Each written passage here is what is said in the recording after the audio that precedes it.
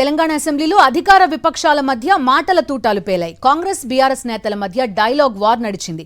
ప్రజల తరపున పోరాడేందుకు కాంగ్రెస్తో కలిసి వస్తామన్న కేటీఆర్ కు సీఎం రేవంత్ కౌంటర్ ఇచ్చారు. ఈ క్రమంలో కేటీఆర్ తన వెనుకున్న అక్కలను నమ్ముకుంటే జూబ్లీ బస్టాండ్లో కూర్చునే పరిస్థితి వస్తుందని ఎద్దేవా చేశారు. దీంతో అసెంబ్లీలో గొడవ ప్రారంభమైంది. మీరు కలిసి వస్తారా లేదా అనేది, అన్నం ఉడికిందా లేదా అనేది ఒక మెతుకుని బట్టి చూస్తే తెలుస్తుంది. ప్రతిపక్ష నాయకుడు సభలకే రాడు, వీళ్ళు కలిసి వస్తారని చెప్తే నమ్మేది ఎవరు అధ్యక్ష?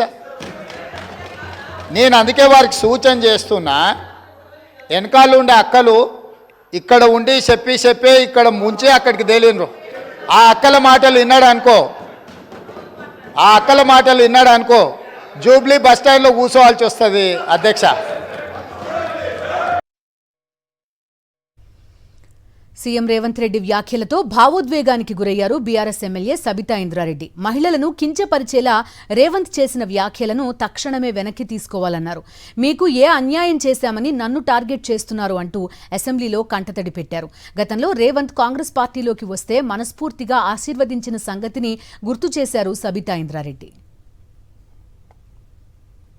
గుండె మీద చేసుకొని చెప్పాలి అధ్యక్ష. ముఖ్యమంత్రి గారు కూడా ఆ రోజు నేను అక్కగానే ఆశీర్వదించిన, ఆ రోజు పార్టీలోకి వస్తున్నప్పుడు ఒక అక్కగా ఆశీర్వదించిన, బాబు నువ్వు చాలా పెద్దగా ఎదుగుతావు, ఈ రాష్ట్రానికి ముఖ్యమంత్రి అవుతావు, రాయి పార్టీలకని ఆహ్వానించిన నేను.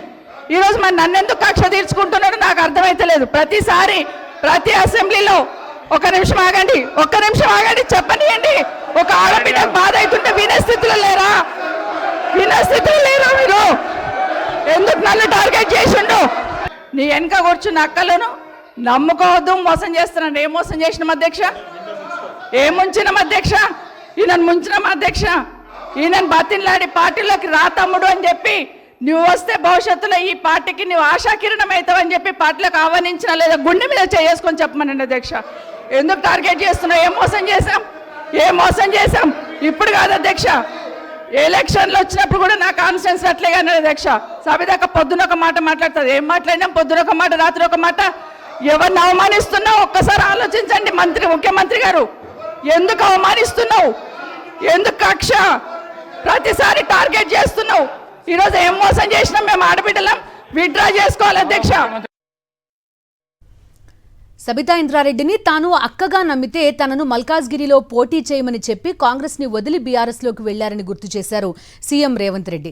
ఒకవైపు తనను మల్కాజ్గిరిలో పోటీ చేయమని, మరోవైపు కేసీఆర్ మాటలు నమ్మి ఆ పార్టీలో చేరారని కౌంటర్ ఇచ్చారు సీఎం రేవంత్.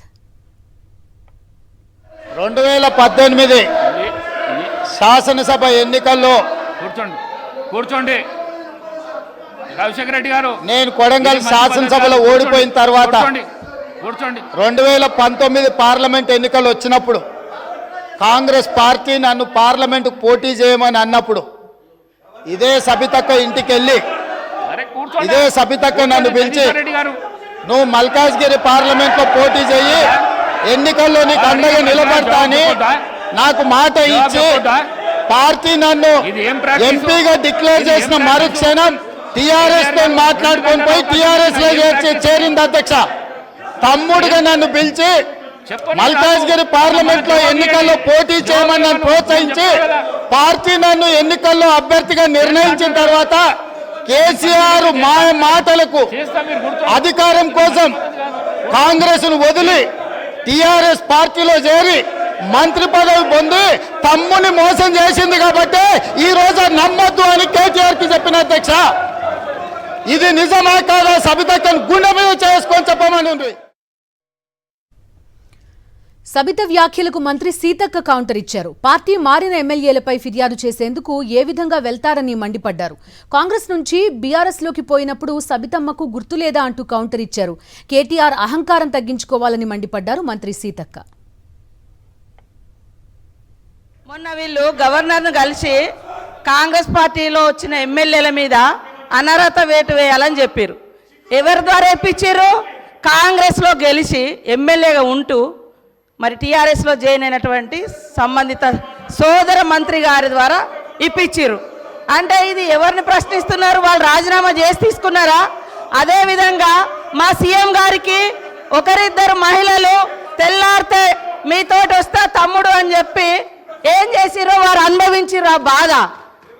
ఢిల్లీ దాకా నేను వస్తున్నా అని చెప్పి ఏం మోసం చేసిర్రో రాహుల్ గాంధీ గారి దగ్గర టైం తీసుకున్నాక ఆ బాధ అనుభవించిండు కాబట్టి కేటీఆర్ గారికి సూచన చేయడం జరిగింది. కాబట్టి ఎవరి పేరు పెట్టలేదు. మీరు మొన్న గవర్నర్ దగ్గర పోయేటప్పుడు మీరు మెమోరాండం ఇచ్చేటప్పుడు మా పార్టీలో వచ్చినటువంటి వాళ్ళ మీద అనర్హత వేటు వేయండి అని ఇచ్చినప్పుడు ఎవరిచ్చారు? సబితమ్మతో ఇప్పించారు. మరి సబితమ్మ కాంగ్రెస్ నుంచి టీఆర్ఎస్లో పోయినప్పుడు ఇచ్చినప్పుడు ఏం తెలియదు